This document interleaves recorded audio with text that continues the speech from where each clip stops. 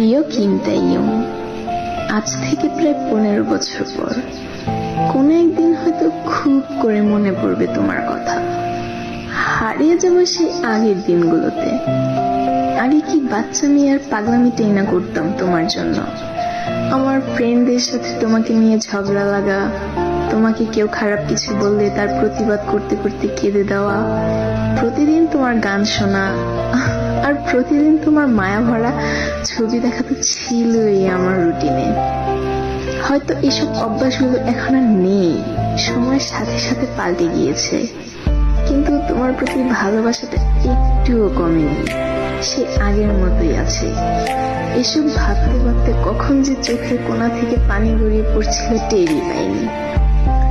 যাই হোক, সবশেষে তোমাকে এটাই বলতে চাই, যেখানেই থাকো ভালো থেকো প্রিয়।